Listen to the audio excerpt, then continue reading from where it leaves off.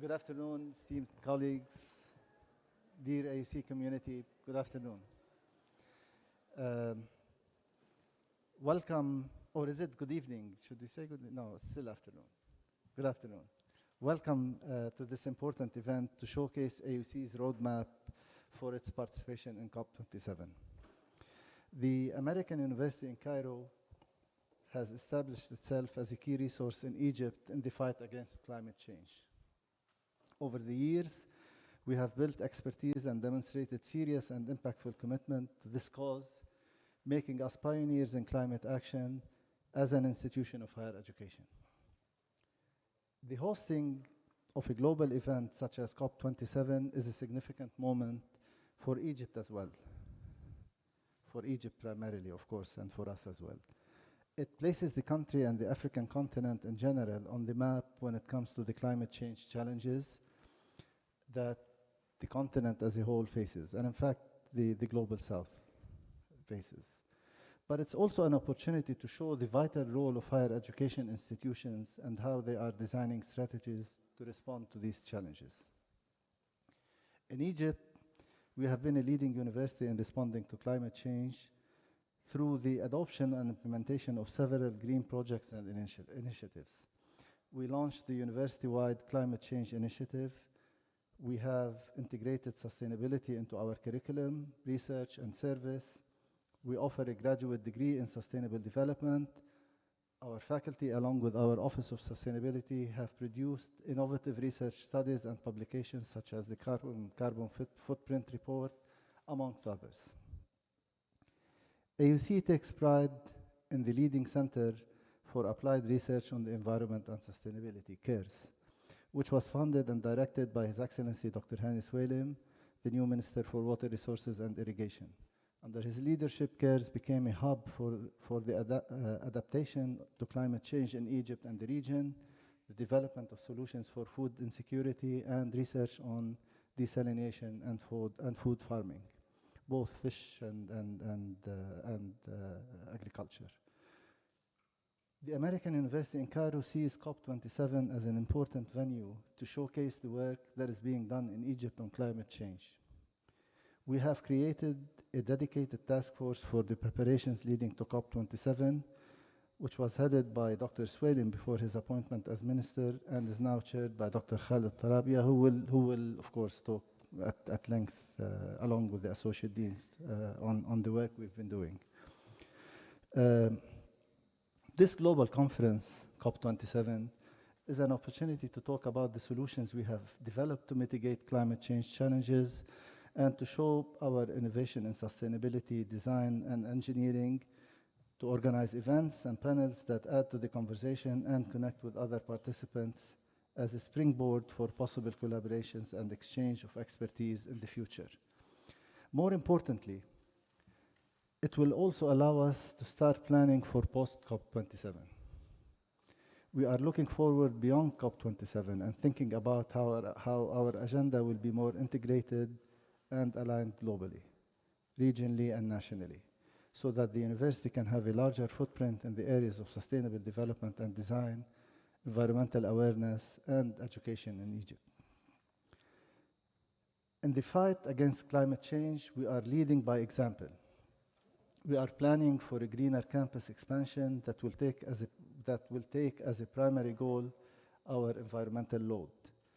Now that we are part of an amazing urban development in the city of Cairo and New Cairo, we have a new generation of buildings underway that showcase our mitigation efforts against climate change. Academically, we will establish the new School of Design, Architecture, and Urban Studies that combines the challenges of the built environment and will graduate the next generation that will be able to resolve these issues. Additionally, the American University in Cairo will launch the TriLab building, which will be the hub for experiential and interdisciplinary learning for engineers to support a greener built environment. The School of Continuing Education will introduce programs for professional training on climate change and sustainability. And there is more, which I will spare you the details. These are all part of our strategy to continue work on climate action beyond COP27. As a higher education institution, the core of our mission is to lay a solid foundation for our students and have an impactful role in the wider community by using our expertise and knowledge to support other universities and public policy. Before I invite Dr. Khalid Tarabia to lead in the next phase, I want to thank, there are many people who've been working on this project, and forgive me if I don't know everyone's name, but I want to thank in particular a few individuals that have played a very pivotal role in all of the initiatives that we've been working for several months now, starting with Dr. Adam Ramadan, who's been he's the maestro of everything. He led the climate change initiative and he's been overseeing and coordinating it. We have a COP27 committee, as I just said, Dr. Khalid Tarabia is chairing the committee. The committee also has Vice President Dina Abul Futuh. It has associate deans, Dr. Naila Hamdi, Dr. Karim Siddiq, Dr. Samir Atallah, and Dr. Hani Henry. All of them will talk today about the work they're doing. Thank you so much for this very important work. Thank you so much all for coming. And I look forward to a very impactful participation in COP27 and beyond. Thank you.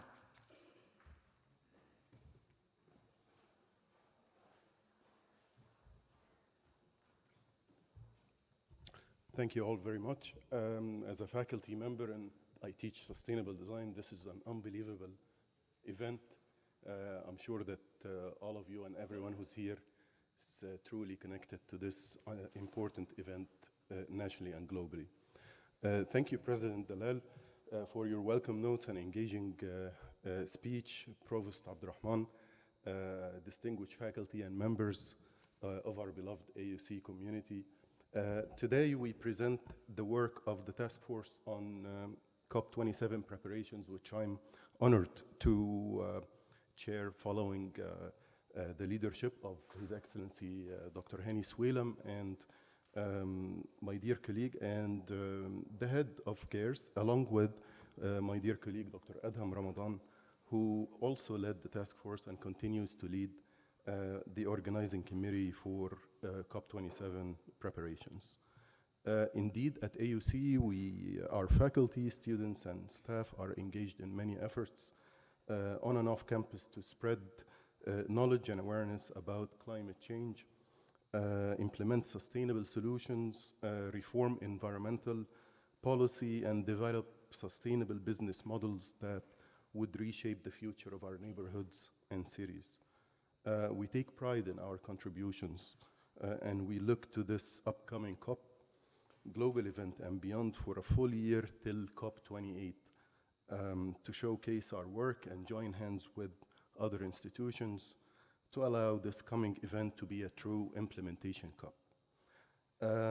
With input from many great minds at AUC, we will present solutions that adapt to the imminent 1.5 degree rise, water scarcity, climate finance, climate justice, materials, promoting healthier societies, smart cities, high performance green buildings, sustainable construction, and low energy architecture. During the past month, our task force has launched a call for proposals and has collected a large number of interested submissions. The proposals were vetted and classified in thematic nature to match the themes that are actually designed by the COP27 days. We are planning for a pavilion in the green zone and with a number of activities such as presentations, roundtable discussions, research output, and poster sessions, lectures, creative activities. The task force developed and finalized a preliminary master plan, which will be presented today. In a nutshell, in a summary form, not in detail. However, it's published on our main dedicated webpage, Climate Action Network at AUC, and with a special link to the road to COP27, where you can see the details of this master plan. So allow me now to go through a few slides and describe where we are. So starting with the master schedule, and that's the conference itself. The conference, if you want to access that at cop27.eg. This is the main schedule at this point that include a rest day in the beginning, actually have changed quite a number of times, but that's the final format at this point, and we hope that it stays like this. The Thematic Days, it goes around Finance Day, Science and Youth Days, Decarbonization Days, Adaptation and Agriculture Days, Rest, that's one day, Water, Gender Day, Energy and ACE and Civil Society, Biodiversity and Solutions Day. For those who want to know how these things take place, they take place in a zone called the Green Zone. That's where most of the institutional activities and exhibitions take place. There's the Blue Zone, where it's a restricted area for those who are working on the actual resolutions, and it's a country-by-country resolutions restricted area. And there's the Innovation Zone, which also takes a good amount of exhibitions as well. We will be located in the Green Zone, inshallah. The task force members, as Dr. Ahmed explained, and these are the members, along with Dr. Fadi and Ghada and Shiba from Communications, and Tariq, of course, who is our right-hand wing project manager, and he's part of the organizational team. This is the organizational team: Dr. Adam Ramadan, myself, Tariq Abdurraouf from CARES, Amr Tail, Chemistry, 8 work-study students that have actually their positions have been posted, and we'll be vetting CVs and resumes in the next few days, along with 4 potential additional volunteers from CARES or other universities and centers. The jobs of these students are not just passing paper around, they will actually be on the front of AUC's pavilion. They will be the front line of explaining the innovations and the science and the solutions. So they will be well trained on presenting the material, same as those who are presenting it. Our exhibition so far is divided in 3 compartments. One is the stage space. That's where we form panel discussions, just like as this format, and it's like more of a presentation space. We have an interactive space for exhibiting prototypes, products, recycled products, for example, other types of engineering products, other prototypes from the different schools and centers, things that will be on permanent exhibit during the full length of the conference. And then there is the poster and screen space, which is a flexible space according to the function of the exhibition. It could be a poster, it could be a simulation, could be more of a staging around a specific point. We will be working with all of you on this throughout the next few weeks. As I said, we had a number of submissions that were actually vetted by the task force, and we used an evaluation criteria on this that actually grades the proposals according to the relevance, according to how mature the proposals are, how ready the proposals are with their output, and for a short time we need to go through this. So we went through this process, and we were able, without getting in the details, to assemble exactly day by day details for time slots for the presentations. This is a preliminary schedule for the interested panels that we have, and this is all right now is published on our webpage at the Climate Action Network. You can access the details of this right now, but it's a live document. This will be updated day in and day out until the conference time, according to how far our teams are able to reach an output that is actually acceptable and that is for AUC to present. So there are still voids, some voids, and of course this is interlinked with the capacity that we have for hotel rooms and transportation. That's another format of each one of these colors actually symbolize a specific center, whether it's SSE, green, or HUS, yellow. Blue could be centers and offices of the university. You will see the details right now on this. After this session, it will be online. Again, these are just to show you, this actually took a good amount of effort to really be able to place these and stage them properly, so that this is not just a scheduling of events where of the time slots. This actually has to be as well tied up to resources of bedding and transportation, which we're still working through. So now I'll invite Dr. Karim Siddi and the Associate Deans, Dr. Karim Siddi, the Associate Dean of SSE, to present for each school the status of the accepted proposals as of today. Okay, so thanks a lot, Dr. Khalid, and thanks for all the effort in the task force. So for SSE, we have a total of 38 accepted proposals. So we have received many proposals from SSE covering like a wide range of applications. The leading presenters are like faculty from different departments within SSE. Almost most of the departments and units within SSE will be represented during this event.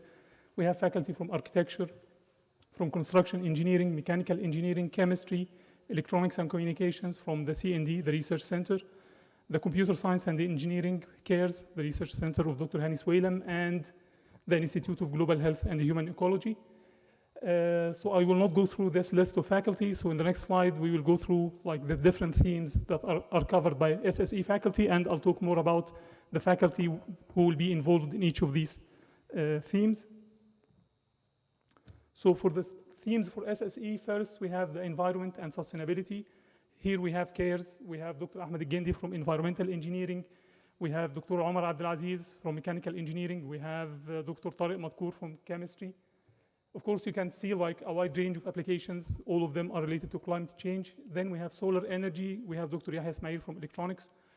For green built environment, we have a lot of faculty from architecture. We have, of course, Dr. Khalid Tarabia, and we have Dr. Sharif Gobran. We have Dr. Tamer Al-Khouli. We have Dr. Mu'min Al-Husseini. We have Dr. Sharif Murad.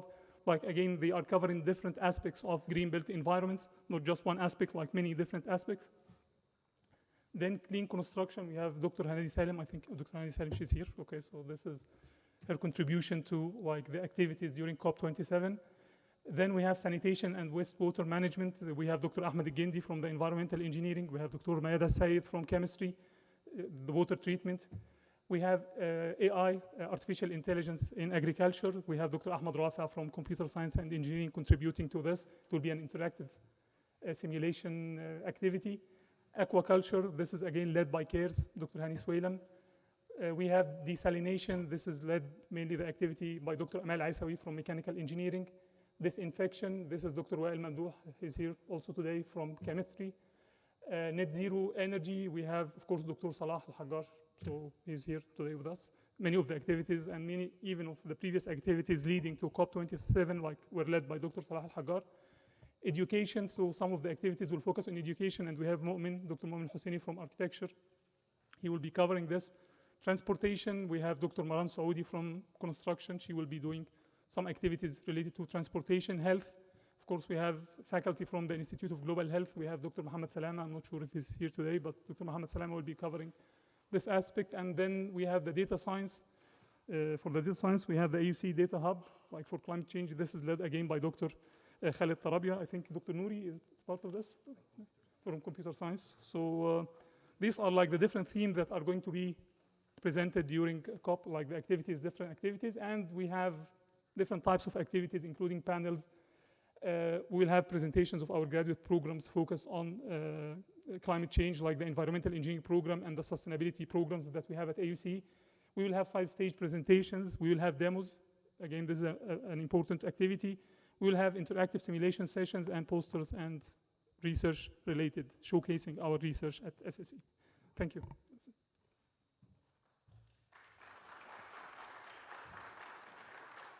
Thank you, Dr. Karim. Thank you, Dr. Karim. Wow, this is exciting. It's the first time we actually are putting all our work across the whole university together in one event. This is unbelievable. Now I'll present Dr. Hani Henry for us.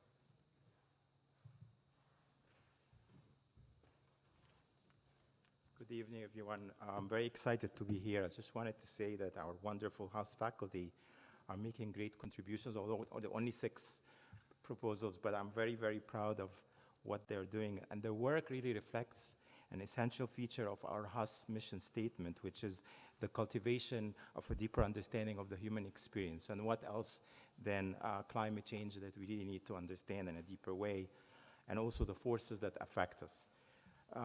So we have presenters from the Department of Educational Studies, Dr. Hibat Dighedi. We have also Dr. Jillian Campana and Dr. Dina Amin from the department, the program, theater program. We also have Dr. Bahia Shihab and Dr. Kate Alice from the psychology department. I'll go quickly through the major presentations. Okay. So Dr. Hibat Dighedi is actually doing a presentation on her course on education for sustainable development. And she will give an overview of our students' projects, which are related to the local Egyptian sustainable development challenges, the 2030 Sustainable Development 17 goals, and the 21st century skills. From the Department of Arts, Dr. Bahia Shihab will be doing an art installation. It's a time capsule, which will be simulating a future flying experience that highlights the consequences of global warming. And from the program of theater, Dr. Dina Amin and Dr. Jillian Campana will actually bring something innovative. They will bring a short two-person play about single-use plastics. They're using actually a technique called invisible theater, which is a form of theatrical performance that's enacted in a place where people wouldn't normally expect to see a play. And that's really going to be fascinating. So they will have a discussion about whether we should use plastic one time or not, and in a theatrical way. Dr. Kate Alice from the Department of Psychology will actually carry out a number of focus groups with young Egyptians regarding their experience of eco-anxiety. I know this sounds a very like a new term, but a lot of people are really anxious about the future, especially young people, about their mental health, about their ability to maintain their living. So this is a fascinating idea to talk about this with the young people and engage civil society and policymakers in initiative acknowledging the importance of understanding how sustainability issues can have both direct and indirect negative impact on our mental health. Finally, Mohammed Zarif, under the supervision of Dr.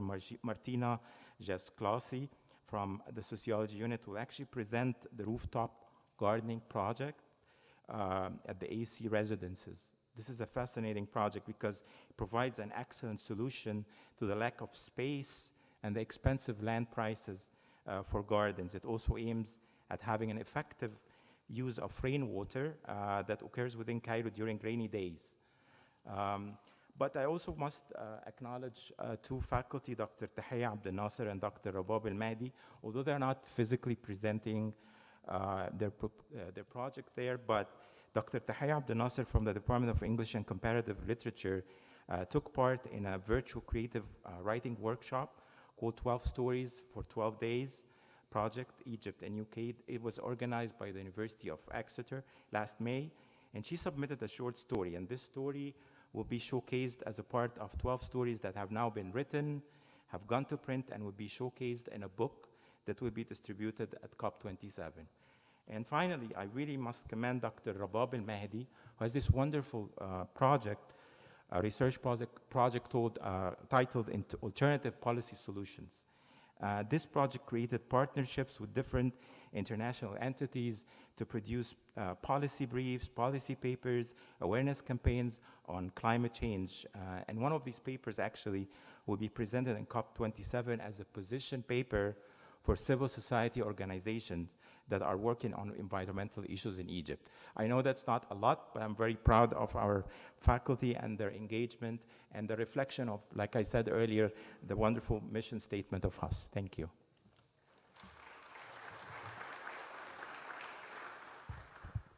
Thank you, Dr. Hani. Okay, Dr. Naila. Oh, yes, yeah, please.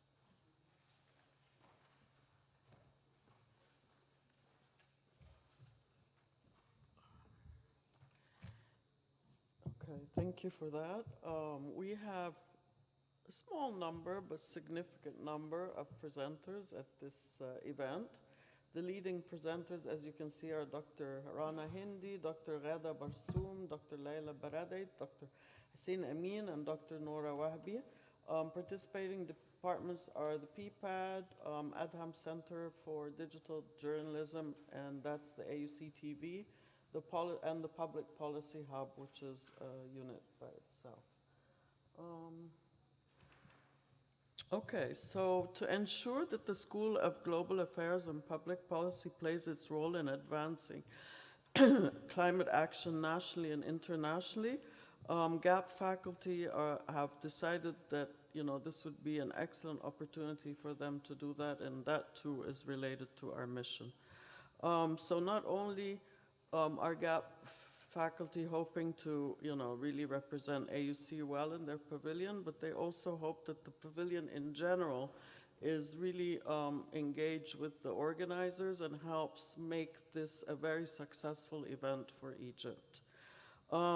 In the area of public policy, I did name some of I named the faculty, but in the area of public policy, faculty are presenting the results of research in partnerships with several international academic institutions and sustainable development organizations. Partnerships include Cambridge, LSE, GIZ, and several Egyptian ministries. We have roundtables, research presentations, and poster sessions, and these include topics of climate or urbanization, climate change resilience, green jobs and future of work, and how climate change and the transition to a green economy will affect job opportunities. Publications to be presented at the event include a series of briefing papers on key climate change topics with the engagement of government representatives. And these are to be published ahead of the COP27 by the Public Policy Hub. And we also have an AUC peer-reviewed communication journal, which is published by the Adam Center, and it will have a specialized theme on media environmental issues in the Arab region. This too will be published ahead of the event, and both of these can be distributed at the event. In addition, there'll be a science journalism panel with experts, and that will be held in tandem with the launch of the journal. And that will be fun, I think, is in collaboration with UNESCO. Then last but not least, graduate students of television digital journalism will be screening a pre-recorded sort of educational project on climate change storytelling and reporting. And we're also working and hoping that we will get permission to allow them to also give us some live coverage of the event so that we at AUC community can, get a view of that. But that's all pending on permissions. Thank you.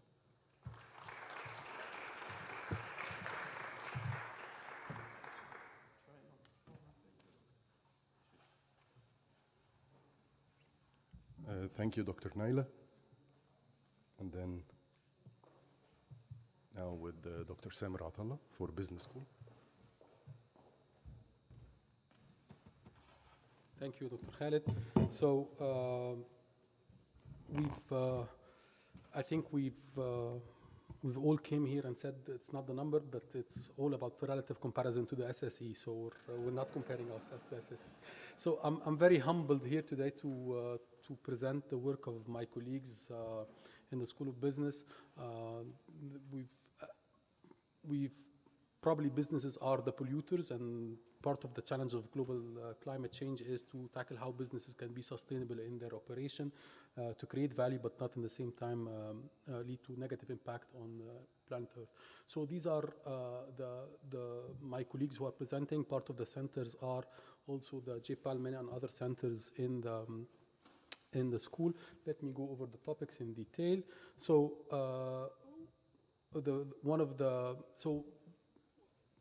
our presentations, our participation in the COP27 can be classified either as a presentation of research, academic research that my colleagues have conducted, or roundtable discussions about issues related to pollution, or presenting evidence that is applicable to policy application. So the first paper is a paper by my colleague Mu'taz Al-Hilali, which is the effect of climate change on firm performance and empirical study in developed countries. And another paper also by my accounting colleague, Mohamed Al-Basyouni. I think I mixed them up. So it's, I think, Mohamed Al-Basyouni first and Mu'taz Al-Hilali the second, on the ECG scores. Those of you who don't know ECG scores, the environmental, societal, and governance scores that are based on which firms are being assessed to what they are positively contributing to the environment.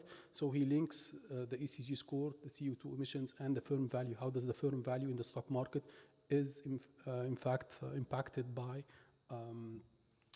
its ECG score and its CO2 emissions, which I think is a very interesting research that he's conducting. My colleague, Dr. Abir, I think I've seen her today, is conducting a roundtable presented by different polluting industries in Egypt on different scales, whether small, medium enterprises, large enterprises, and so on. So it's going to be very interesting on how to mitigate such high polluting industries that are creating value to the Egyptian economy, but also have detrimental polluting effect.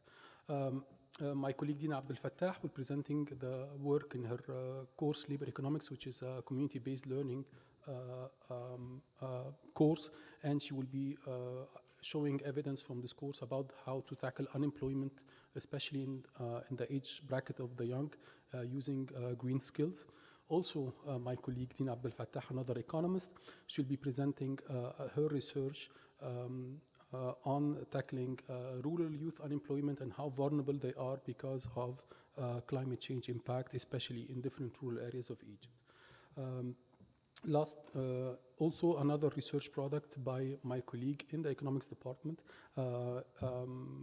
Roberto Cardinal, which is a research paper on moving from natural gas to green hydrogen, upgrading existing transnational energy infrastructure. This is very relevant to how we leverage on the energy production, distribution, and consumption across the MENA region, and linking it to Europe.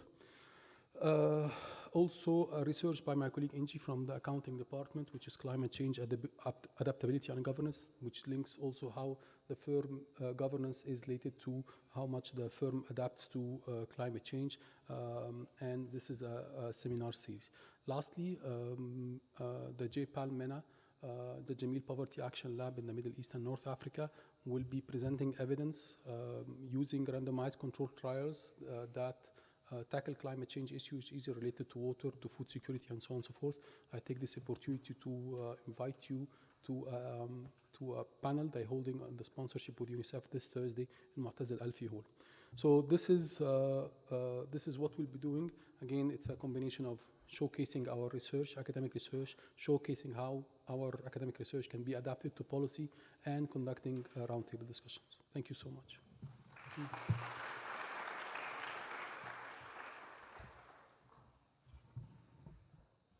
Thank you, Dr. Samer. Forgot something. There you go. In addition to proposals from our schools, we also have proposals from our centers, our offices, and eventually institutes. We have about 12 proposals that were accepted, and they vary across the Center of Excellence for Water by Dr. Assam Shaben, Dr. Fadi, Michael from the Office of Innovative Learning and Experiences, Engineer Yasmin Mansour, who's a colleague and a co-author on the Carbon Footprint Report, the Office of Sustainability. So the Center of Excellence for Water will have dedicated presentations related to improving the relevance and quality of water curricula, research on elevating Egypt's water-related research capacity, and scholarships, some grants and training and exchanges dedicated to the target and goals of the Center of Excellence. The Office of Innovative Learning Experiences will facilitate a series of interactive workshops focusing on the application of innovation and innovative frameworks in teaching, including system thinking and design thinking. And maybe we hold some of these workshops in our spaces and changed some nature of some spaces, the stage space into being a workshop space, and that has been actually in the planning. The Office of Sustainability, of course, will not just present the carbon footprint, but will explain and present the sustainable initiatives that our campus have been actually doing for the last 10 years, ever since we actually moved, which actually was successful to bring the energy of and emissions of this campus about 33% from baseline from when we actually opened. There are lots of work that is actually going on, actually have been done, and it's being done at present, and what actually being planned for the future. So with this, I just want to end at this slide here. This is the final slide, which is our climate action initiative with a link to AUC COP, but this webpage is not just made for COP, it's made for all the work, the great work that you just heard, and it's amazing how we all are working on the same targets and our same goals from our different points of views. It's a great opportunity, not just for COP, it's a great opportunity for us to know the work of each other and to actually capitalize on this moving forward to produce research that actually could get us out of our islands and, if I may say, silos, into more of talking with one another from the different schools. I'm actually extremely surprised that there are roof gardening kind of projects in HUS, something of my own personal interest, and I'm sure that it's actually across from different disciplines that we actually can capitalize on one another and reach up higher than where we are. I hope the link would actually work. Just wanted finally to take you through it, see if it's actually working or not. We'll see if it's actually working. This is actually the actual place where we will be, actually our pavilion will be in one of these 5 compartments right here. We'll have more actually information on this in the next kind of every few days, a newsletter or an AUC news or something to keep you connected, but that's actually where you should go. So if you scroll down, you will see day by day where we are with the actual title and a link and maybe a hyperlink that takes you to the actual faculty member or so. So if you need some communication, you're able to reach out. So you should find a good amount of information here. That's again a live document. Things like this cannot be 100%, but it actually will get upgraded by time. So with this, just want to thank everyone for attending. Now I'll invite the associate deans to actually the stage to take questions, and for any of us, if you have any questions. Thank you very much.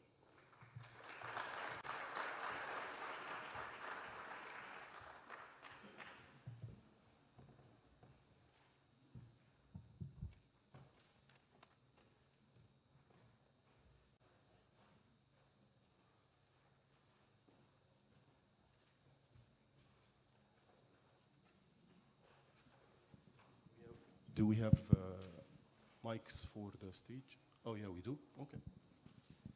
Questions? We're here.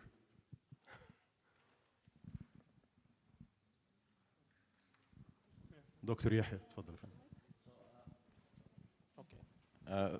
For the demos, right? When we take a prototype with us to demo, we might need some RA or some staff to come and handle it, you know, in case it fails, man it, and so on. So will that be supported as well? Yes, I believe where's Tariq? Yes, okay. I think the last thing that Tariq told me that we have a 2-person teaming each event. We are able to do that, so the PI and along with that the helper or the assistant, not any assistant, of course, a specialist that can troubleshoot and all of that. So yes, absolutely, I'm committed. That was an easy one. Dr. Naguib.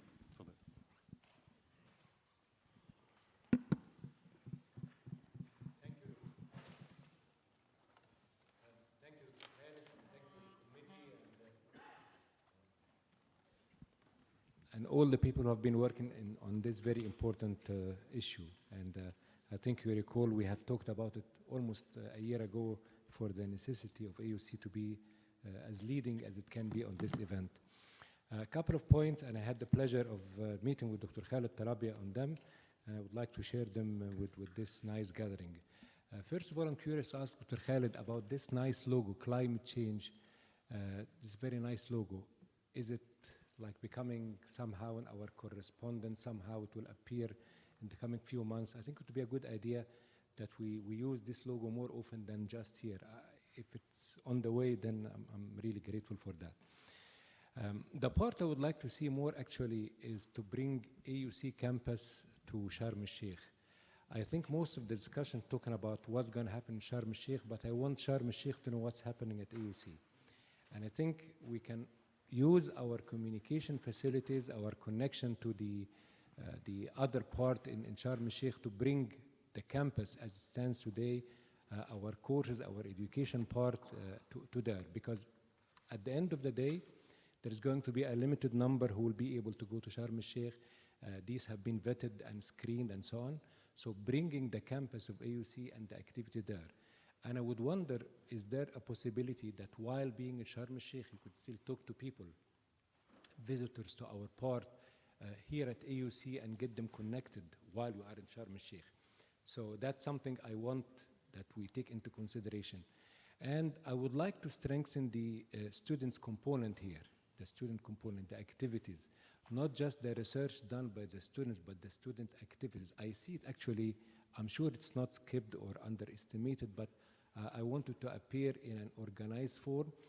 And I want this part, I say I want, or I hope as a member of AUC community, that it will not only be during the conference itself or the summit itself, that prior to that, October, November will be an active, vibrant campus here on climate change where the students and the faculty get interact and we get the attention to AUC prior to the summit itself. The summit itself would appear to me like a big, big wedding party. Really, I mean, people will look at you once, seconds, few seconds and so on, and then there's going to be a big gathering. But I would like the attention and the focus on AUC to be prior to that and with the involvement of our students and entire community. Thank you.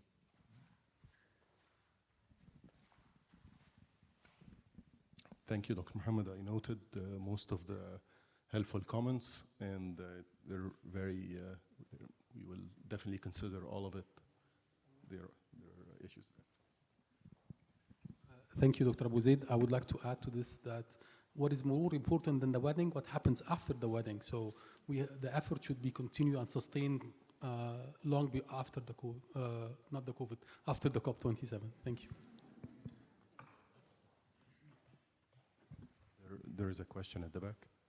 Two questions, actually. So if we're going to start with he raised his hand first. Yes, and then next.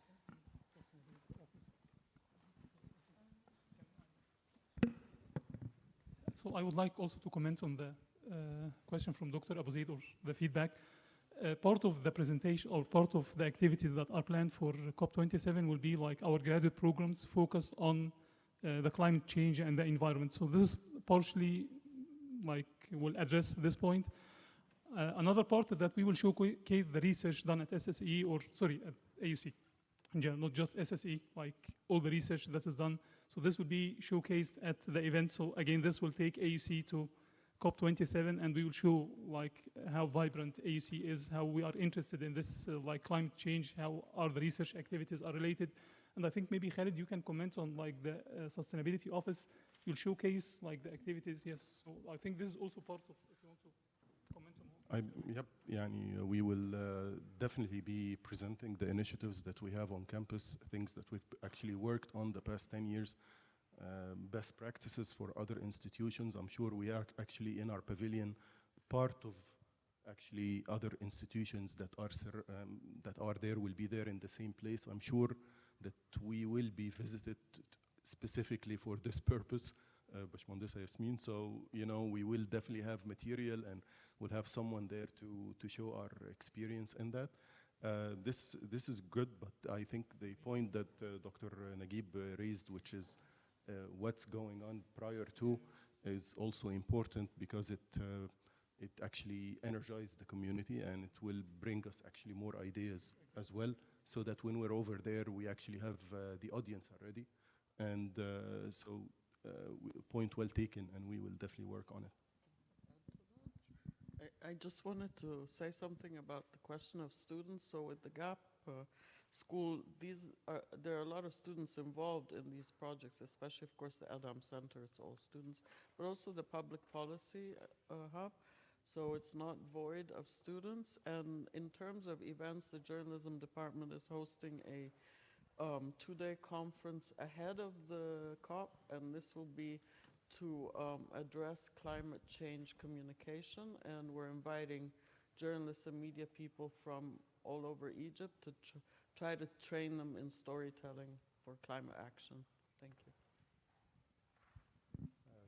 There was a question way at the back first, all the way at the back. And Okay, I'm Salah, an economics student here, an undergraduate student. And I just want to follow up and ask regarding this point of all this energy and excitement that is before the COP and that it will be during the event, and whether there is any plan to keep that up after the event, after the flame is, sort of the excitement flame starts to decrease. Is there any plan to keep that energy, to keep all the activity and discussions regarding climate? Because right now we see there is a peak, it's the trending most important topic, but how can we ensure that that keeps on, at least here at AUC on campus? Thank you. I personally, I was here since 2012. This is the first time I actually see us coming up together on that one purpose again, regardless of COP, that we are presenting. This is a great exercise. Maybe the best of COP is that brought us, all of us together with our research, with our active research, so that we know our landscape properly. I think we need to work more on presenting our work and showcasing our work. And COP will be a great opportunity that we mock this up. I think absolutely we should continue on this, if not, if we can actually continue as a task force afterwards, and maybe for the maintenance of this great work to still be, to see light and to continue on and to be sustained. So this is actually the best value of this event.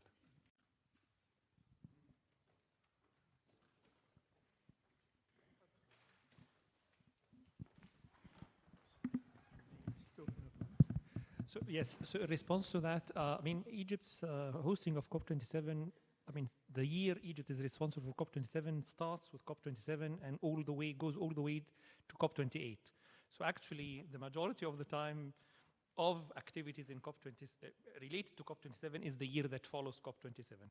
So we're, within the climate change initiative at AUC, we're planning a number of continuous events.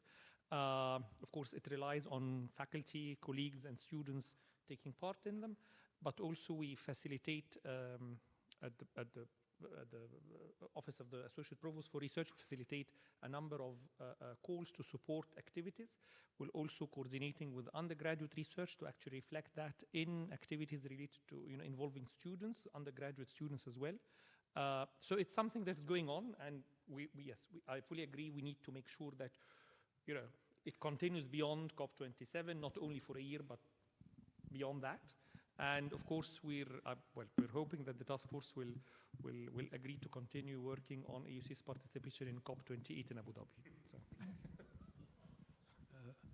Just a comment. So, I don't think we have an option not to continue furthermore. I mean, it's becoming more and more a reality of today's world.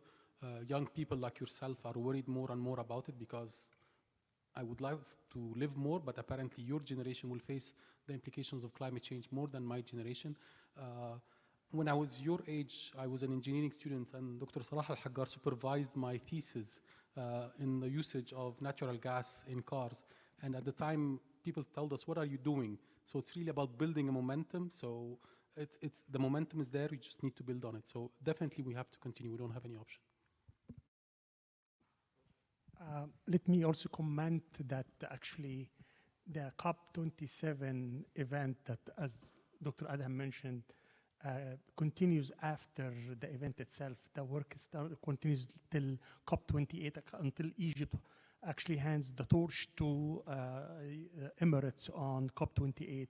And we're working also on our contribution and participation in COP28. But the climate change initiative has started to stay at AUC, and that's what will ensure that all this work will continue after COP27 and after COP28, because we all have to work around the climate change. And if you look at the logo, the logo is about the big initiative, which is climate change. Underneath it is COP27. I imagine next year is going to be AUC at COP28.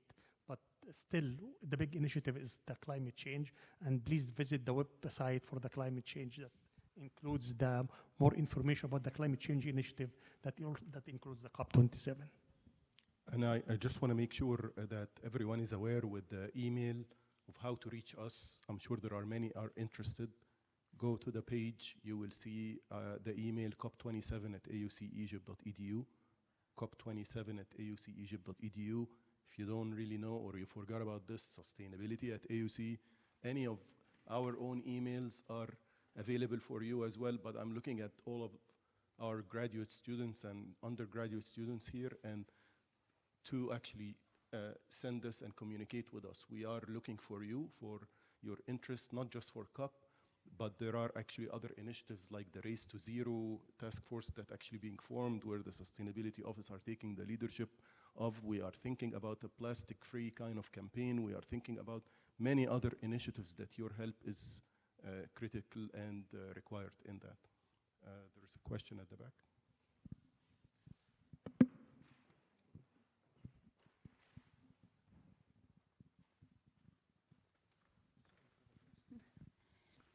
Hi, thank you for your input so far. I'm Luz. I'm an exchange student here from Germany, and I study in the Netherlands. And I highly support a climate, this whole COP27 thing and trying to make this world a better place. And I actually have a question about very practical matter. Do you think it could be possible, for example, to have an afternoon or something where you invite students to hear their ideas of making the campus a better space? Because I'm taking one of the classes which is called Educating Youth for a Sustainable Future, and there we were really thinking a lot about possible solutions. For example, especially the waste problem here. I'm going around campus, I see that there's a lot of plastic, if it's plastic bottles, or also the new cafeteria opening, that there is no porcelain, but that everything is plastic again, and I think that is a very unsustainable thing, and especially now with COP27 coming up, I didn't quite understand why this is happening, because that is not very much being a role model. And I think a lot of students have a lot of ideas and a lot of wishes how to change. Oh, I see my teacher up there. Hi. I think she's very used to me being critical. But I think what would be a great idea is to have maybe an afternoon where students are invited to come and to brainstorm, because sometimes it's really hard to cross this barrier of maybe writing an email or voicing your ideas. But if it's already a workshop, then the setting is way easier to come up with new ideas, and I think there are a lot of students who are enthusiastic about it, and I think we can learn from the young generation who actually really have passion and want to change something. So that would be something I think that would be quite interesting. Yeah. Thank you. Thank you. May I get your email after? Seriously, because we're looking for advocates here on this. We don't want to be like the loner theorists, the theory. We need the application. So you're right. Thank you so much. Because we have a very good chance of actually having action. So we have to walk the walk actually. And I agree with you. The plastic Provost Abdurrahman have actually raised that issue a number of times. Several other members of the faculty, senior faculty, that we really need to have action on this and really look closely into the amount of plastic and waste that we're generating. Start first with ourselves. So I hear you, and I think that this could actually be one type of a project that we can work on and exhibit if you can help us with. So thank you. Can Dr. Hennedy and then Dr. Ali.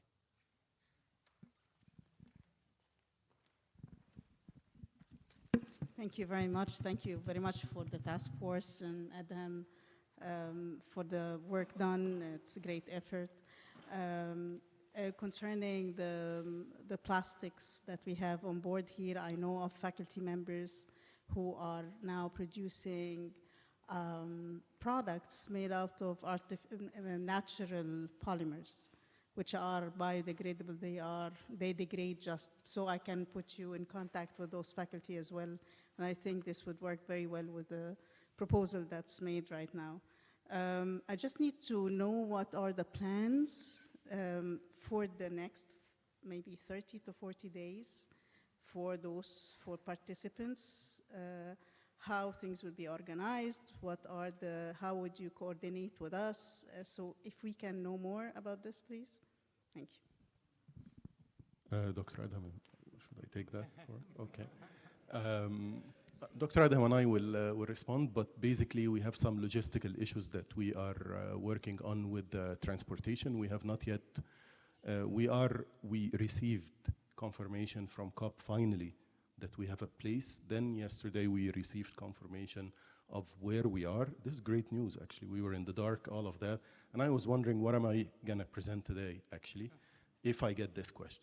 So I can, with a high level now, 100%, 95% confidence, I can say that we have a place there in a very good spot in one of the 5 piers that we have. So we're gonna work on transportation, we're gonna work on assessing the output and marking up the output, so leading to the event, reaching out to faculty who actually, we know quite well that they actually are contributors who have not yet contributed, so we're gonna go after them.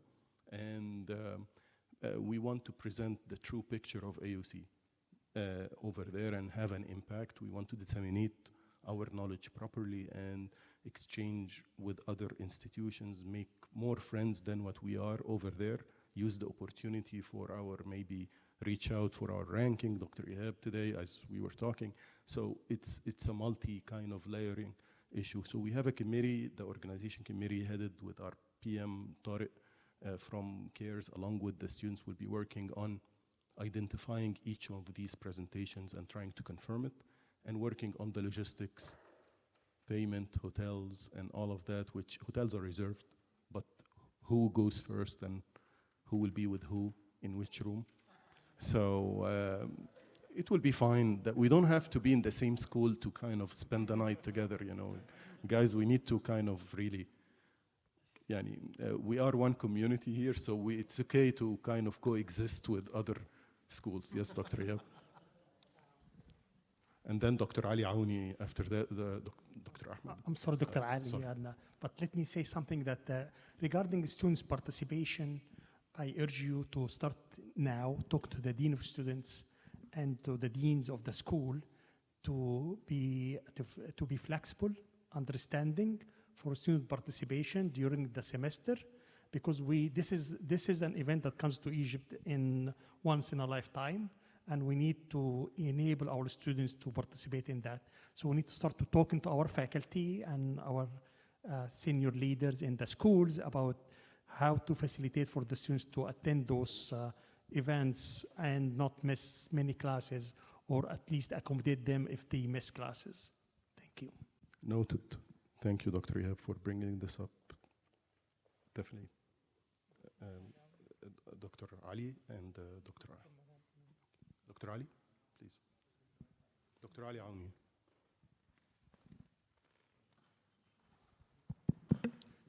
Thanks. I have 2 comments. The first comment, when you talk about climate change, this is a brilliant opportunity for across a vertical, multidisciplinary interaction. And I know this is happening, but when I see you're celebrating schools, and even within schools, you have silos, sub-silos within the big silo of the school. I don't think you should do that when you go present. I think you should stress that we are actually collaborating across. When you talk about Rabab al-Mahdi, I mean, Samir works with her, etc. I mean, the multidisciplinarity is what makes solution for climate change a possibility. This is one.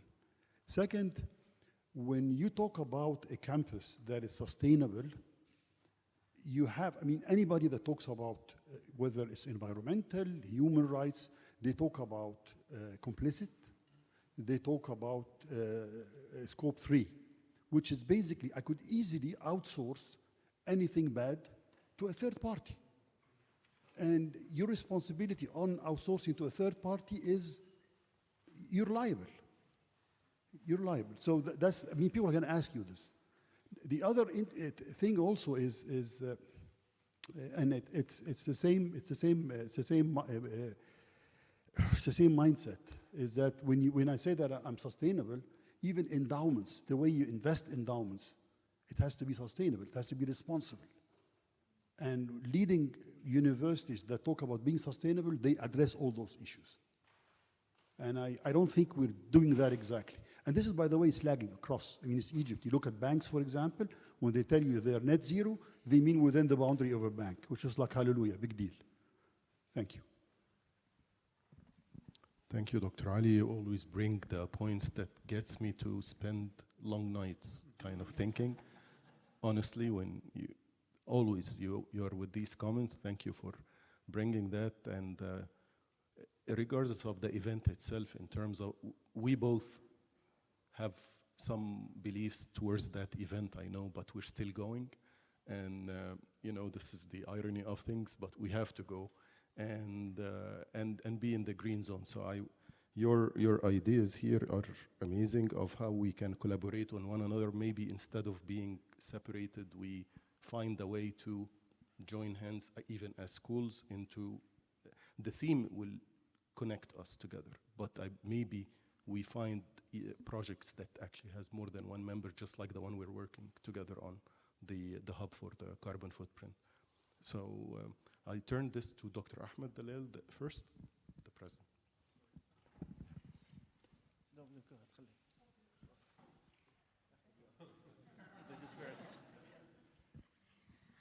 Yeah, I want to thank, of course, the task force and all your effort. And it's really, I'm sure it's a hard task. I just have two questions. The first one is related to logistics. Regarding that, as a presenter, we also have co-authors with us that also might be, internationally. So they might want to also attend and present. First, so do you have a possibility for them to also present with us? Or it's just restricted to us? And if that is the case, is it just one presenter? Or if you have also multiple co-authors within AUC, is it just one who is able to present and attend? Or, okay, this is the first question. Okay, the second question, I saw that you had also a different, you have presentations and you also have Egyptian series, Egypt series, is this what it is? What's the difference between those two? I believe this, Dr. Hani, is it for the storytelling and the? No, for the accepted proposals, I saw that you have, then you have specialist as Egypt series. Is there a distinction between those two? If you could just highlight on that. Mm-hmm. Okay. Yeah. Thank you. Answer the logistic question, the easy one. Okay, I'll answer the logistic one, which is the easy one. Our funding covers anyone who's with an AUC ID. So we won't be able to fund someone to come over from, we're burning jet fuel as well. So I think the best way is to utilize technology over there and bring over absolutely your colleague to be casted in.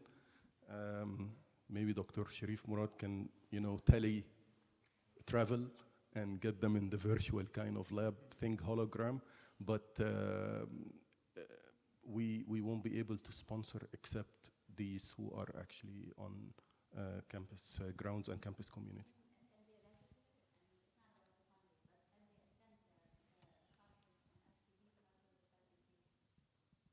I think still it should be someone who's primarily associated with AUC, someone, a member of the AUC contributing community as well. So we can't really, we have a limited budget, so we have to, we would love to send all the AUC community over there, but of course someone with contribution only. So far, Tariq, again, you told me 2, right? That we budgeting depending, but we can stretch up all the way to 2, but 2 AUC primary contributors. Dr. Samir? I believe you're referring to the policy, evidence policy that JPAL is doing. So this is a series of policy-based evidence that JPAL has produced either in the center here in the School of Business or globally, that will be aggregated and presented in a panel in the COP27, inshallah. Was this your question? No, that's the JPAL, yeah.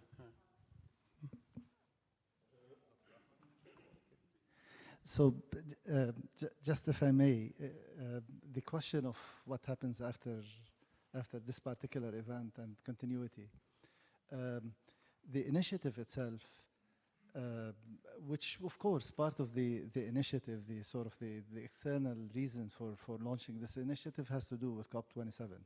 COP27 is important for 2 major reasons. The first reason is that we have a responsibility to contribute to a national effort. It's a very important, this is a very important moment in the conversation. You know, everyone's looking to Egypt because Egypt represents the global south in terms of positions on related to climate change, and this is a very important moment, and this is our opportunity that we contribute ourselves in a limited way, but in a very significant way into this to this effort.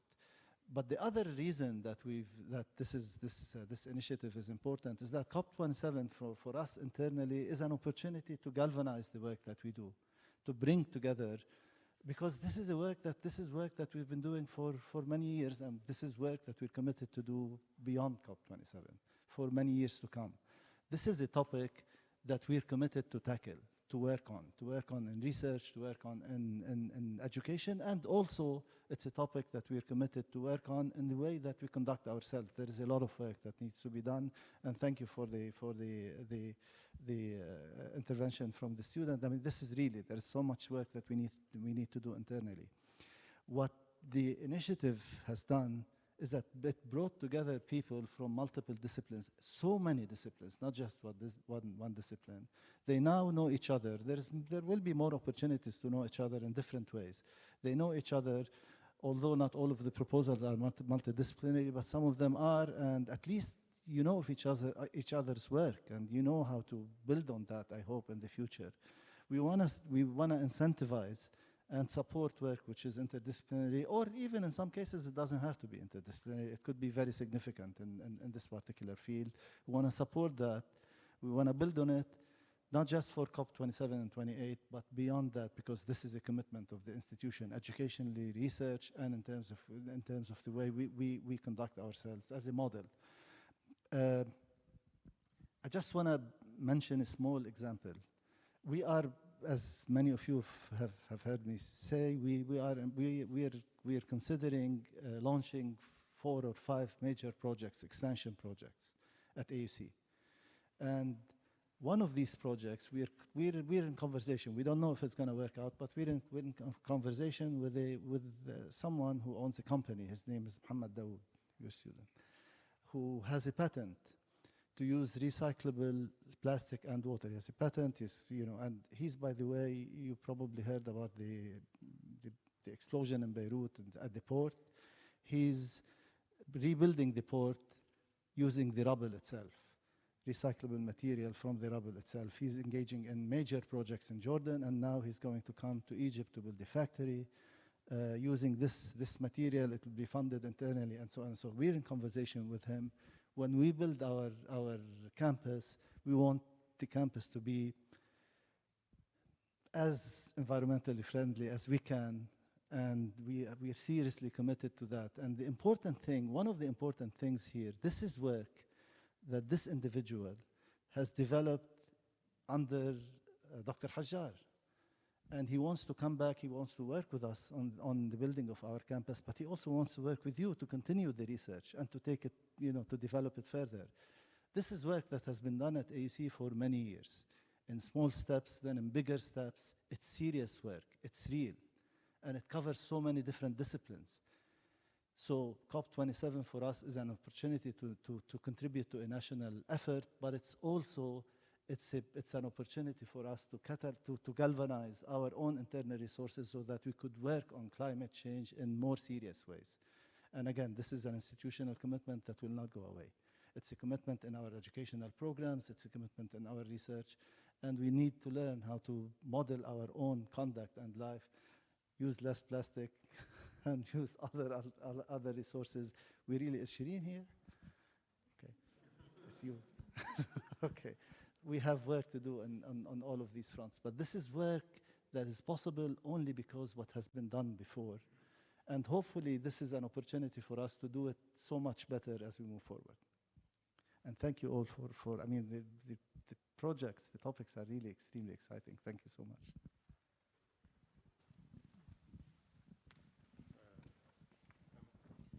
Amal. Hello. First of all, I'll echo Dr. Dalal's comments and say congratulations, even though congratulations may be too early. People say it after the wedding, but I think I think you've truly exemplified the spirit that is uniting the world today when it comes to climate change. So I think just the fact that we're seeing such multidisciplinary work coming together and such impressive coordination and collaboration from across the different departments and centers, whether faculty and administration, I think it's extremely impressive and really leads by example. And I think AUC does definitely have the history of leading by example when it comes to sustainability. And I was even impressed with how this was all taken in consideration with this campus. I mean, I think as some of the students highlighted today, there's still more to go. But it's for an academic institution, not just in Egypt, but in Africa, I think it's sort of out there in terms of leading and paving the way for others. Which brings me to my question with regards to the longer path in terms of not COP28 and beyond, but AUC really has the opportunity of being the voice of the Global South at a minimum for Africa. And so I was curious about some of the collaborations, or if there are collaborations and partnerships done with other institutions, and particularly academic institutions in the research to show the case for the Global South, not just being Egypt. And I really like some of the proposals around youth and rural development and how it relates to climate and climate adaptation. So that's one question. The second was around climate tech opportunities and how some of the work or some of the entrepreneurs coming out of AUC, how they are aligned, or is there an opportunity to sort of also include them in the pavilion and some of the work that AUC will be showcasing at COP, because I think AUC does have a number of great entrepreneurs that are addressing this challenge of our times. And one last comment for the person who was asking about the endowment. I'll just speak for 30 seconds on behalf of the endowment. I'm the Chief Investment Officer for the endowment. And we already do adopt ESG guidelines in our investment policies and guidelines, so we are ESG aligned. And I met with Dr. Mohammed Farid, who's the head of the FRA, but he's also vice chair of the Glasgow Financial Alliance for Net Zero for the Africa Network, about the endowment becoming a member of the alliance. And we're already one of the institutions in Egypt that will be leading on that front as a financial institution that will be in the race to net zero, aligning its investment policy. So it's something that we're already studying and considering and leading in that front. Thank you, Amal. And I got to know Amal, of course, from working. Last weekend, we were in the Futures Lab with Dr. Ayman Ismail, the Innovation Hub. It was a workshop on smart cities and how do we visualize real estate and the transition to green cities. And it was an unbelievable discussion where I met many alumni of AUC. In fact, Mohammed Dawood, who the president just pointed to, is an alumni of AUC who is ready to help us anytime, and so as many other alumni. One of them I don't want to say the company name, but it's one of the main companies that supervise building controls in the industry of building controls. And he is an AUC alumni, construction engineering, and he was totally ready and he wants to engage. He told me, just let me know what can I help. I would love to help AUC. I want to be here. So agree with you on, I'm tackling the second point because we often don't really think about our capacity and our potential is from our alumni as well. And we have a great base of alumni. If we can reach out to them, especially when we are gauging important projects like our expansion and our ideas for sustainability and the like. With respect to collaboration, should I leave this to Karim? Yeah.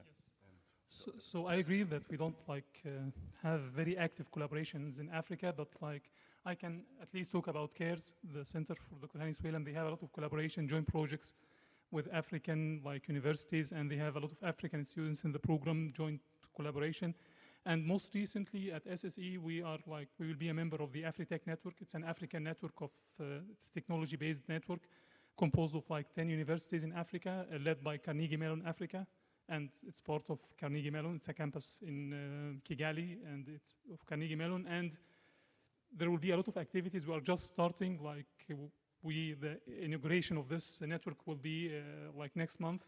And I think we should see a lot of activities in this network, not just for SSE. It will be covering different areas, different schools, and there will be research calls, infrastructure calls, and I think there is a lot of funding coming from this, and we can initiate a lot of collaboration with these 10 African universities.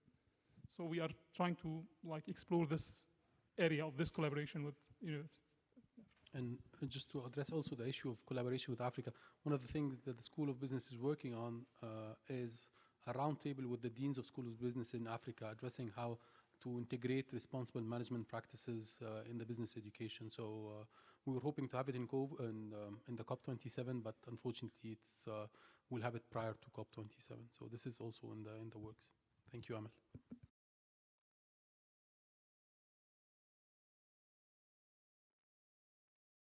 I don't need it. First of all, I want to.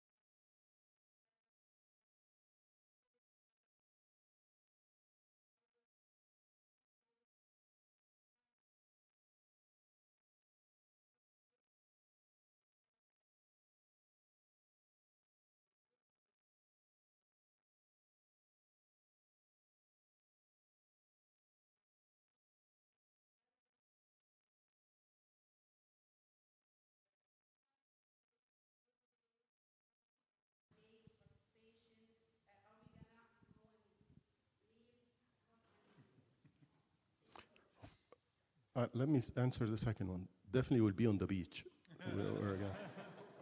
By all means. We're in Sharm el-Sheikh. Well, we start for us, those who are working on the exhibition, we start at 8, we finish at 6. So we have one rest day.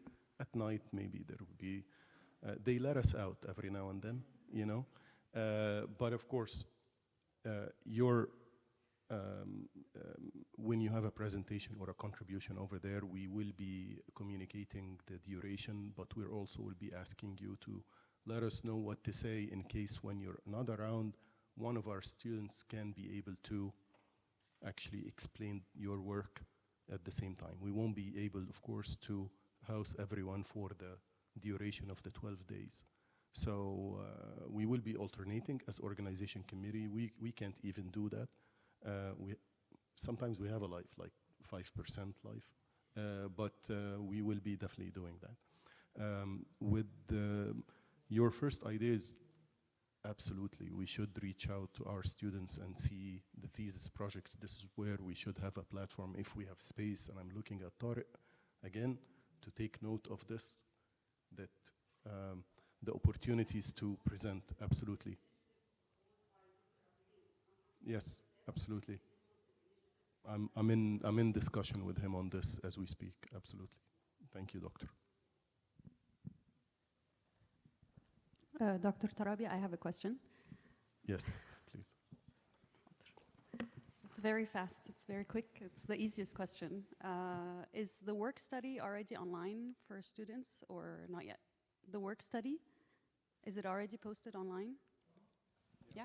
Yes, we have Thank 8 students, 8 positions that we have posted, and we had Dr. Adham advance that process, and we have also likely 4 more that we will be asking students for from either CARES or other universities and centers. We definitely need a diverse pool of students, but not any student. Not any student. We have some criteria in our selection that we will be presenting. We need bilingual students. We need students that are able to rehearse and understand the science and be able to present, so good presentation skills as well, good language, interested in the subject and the matter of it. So the selection will be competitive on that, but we're waiting right now for the submissions. And of course, we're gonna work with Dean Henry on giving some exemptions so that they're able to be there comfortably. But we can't do it without students. It's impossible.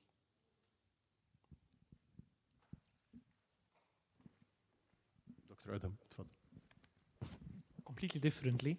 In relation to a previous comment about the climate change logo at AUC, I've chatted with the provost about this, with the communications team, VP Dina but everybody else as well who's been supporting us. So we'll actually send an email out to all AUC, encouraging and urging people to actually include the logo and the URL of the climate change page in your email signatures, so that this spreads out the word of what we're doing to all partners we're communicating to. I mean, students, faculty members, staff members, everybody, so that people become more aware and can access what we're doing more. The page has a lot of information. Communications team has been doing a brilliant job in capturing everything that's happening at AUC, updating the page very, very quickly. So it's a good reflection of what's happening, not only for COP27, but also beyond. So thanks again for the communications team here. And we'll be sending the email either later this week or early this week, inviting you all to include this information in your email signatures. Thank you.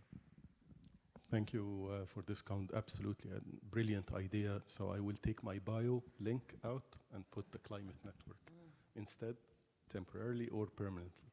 Yes, and I think this is our opportunity to actually broadcast.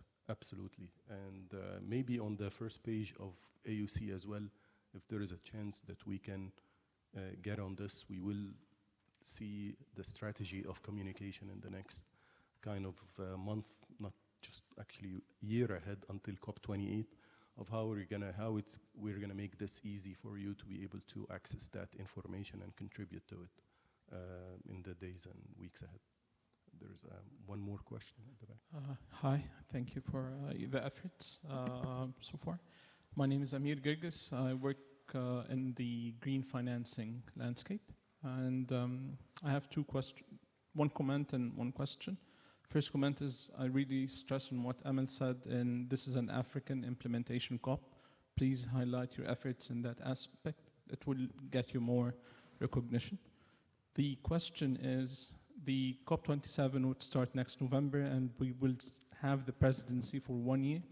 I would like to see from the AUC as a leading educational institution and a leading research institution how it's going to implement climate change in its curriculum strategy and have a document published through that year. The market is lacking a lot of the talents needed in this area on all aspects, whether it's the finance, the engineering, the ESS, and I'm personally an alumni of the CARES Center. It's lacking not only on the engineering and WF Nexus, on all levels. So please keep this in mind, and I think it's really needed. Thank you so much, Dr. Definitely, there are implementations going on, but we should do actually even more better job in terms of bringing it out. And maybe that will be a great opportunity to talk about our curriculums. It will be present over there. I'm sure we will be talking about our courses that exist in the different schools and maybe the professional end as well, which actually takes a good part, at least in the engineering services where I'm associated. Yeah, actually, it's a kind of a question. Maybe, or a suggestion, should we maybe think about creating a network of African universities and lead some kind of COP27 African Universities initiative? Because I think that's what they do at all of these COPs. So? So? Yeah, something, maybe something to that effect.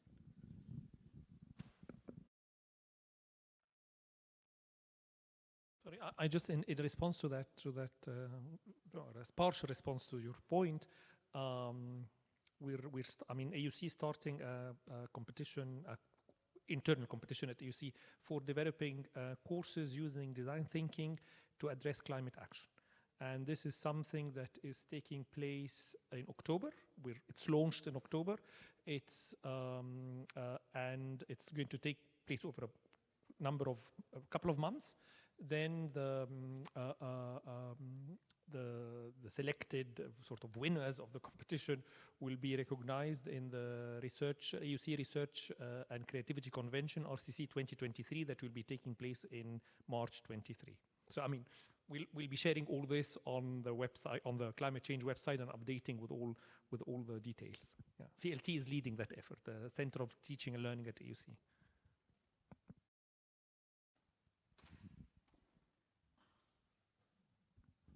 Just as a quick comment, we talk about starting, I know everybody's aware of this. We are building on a very long history of sustainability programs. The sustainability program developed by Hani Swalem is 10 years old. We have an environmental engineering program for a long time. The efforts by Dr. Salah Haggar started since I joined in 2000. And we're talking about his students, coming back to help AUC. So definitely we need to do more, but just, we don't want to forget that we are actually building on a solid foundation of lots of efforts. I'm not aware of all of them, so I don't want to, again, forget anybody, giving credit to anybody, but just remember that we really have a long history of working in this area.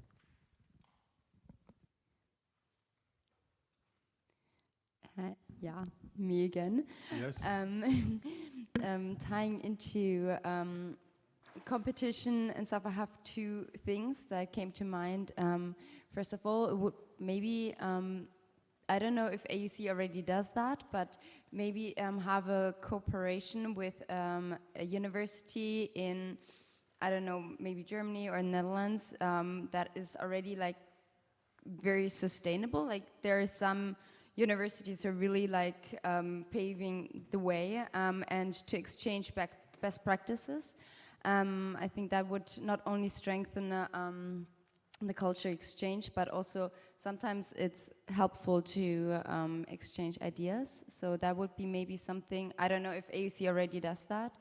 And the second thing is that we as students already also thought of in my class was to make sustainability courses a core requirement as a class, so that every student has to take it, because what I often see as well when I talk to my fellow students is that it's more about like one-time actions, so like to celebrate Earth Day, but that's not really, that will not change anything. We have to like integrate the values, and I think the more you integrate it every year or something into like the people's mind, that could be something also for AUC as like a standout thing, to be like, okay, we have sustainability as a core thing, and then also to connect all the other classes to sustainability, because everything is interconnected, right? So to make, I don't know, math students also think about sustainability, to have this link, how everything is interconnected. Yeah, thank you. So yeah, I mean, that's the competition is to develop 12 courses in the core. So there'll be, you know, tackling different things, and hopefully there'll be offers starting next academic year, or at least the ones that are successfully selected. So that's a great idea, and this is the whole idea of the competition is that. And maybe, I mean, in relation to your first point, maybe I'll invite Yasmin Mansour to talk about the AUC's sort of becoming part of the Race to Zero university network, and just in relation to that. Thank you, Dr. Adham. Thank you, our task force. It's a great job.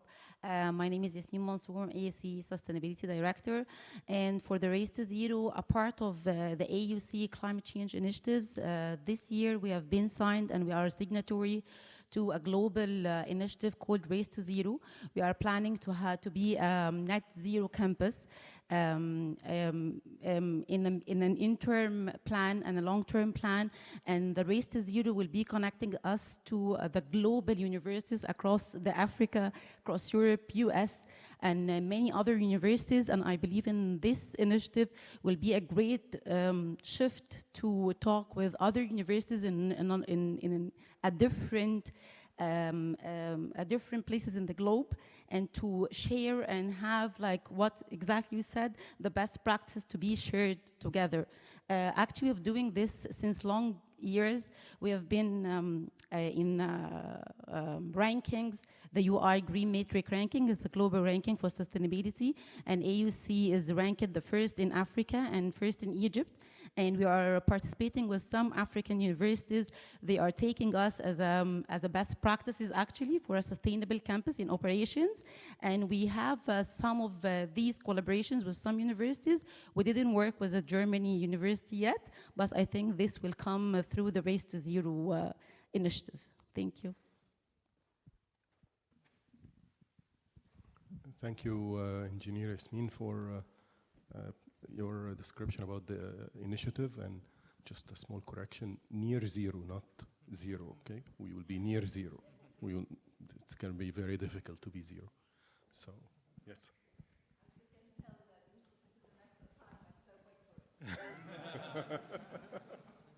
And thank you. And the other thing, as Luz was mentioning, some of the negative photos or aspects taking place at AUC campus, there are also some positives. So we need to just look at the positive side and also work on what we can do to make things better. It can only happen if we collaborate intentionally. And although we are celebrating the so many projects and proposals that were accepted in the climate change initiative, it can only happen if we open the doors so that we work hand in hand for one specific aim. I mean, unintentionally, we found ourselves working on one target, but we didn't plan it in advance. And what we need to do is make this pre-planning. So that's just the next step for our work to be done. Thank you. Yeah, I just wanted to tell Luz about partnerships with other universities. I mean, I think it's just that maybe the information is not collected in one area, but there's so many partnerships and initiatives, even on climate change action, with various international universities. So I can only give you an example from what we do in my department. So the communication change, the Climate Change Communication Conference is in partnership with Oslo Met, and they have a very big center that has been working worldwide on climate change action, and I'm working with them. They're also going to be training, we'll have a series of workshops to train Egyptian students and Egyptian faculty on how to best practices for climate change communication. So that's just one example. I'm sure there are many, many other examples cross-campus.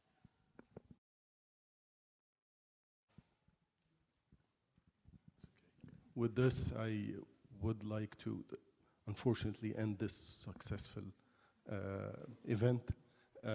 Thank you, President Dalal. Thank you, Provost Abdurrahman, for your support and for all the the professors and our senior professors, senior level administration, and the community. Thank you so much for attending today, and please hang around to exchange communication with us. Make sure you reach out to there's a piece of paper with a QR code on it.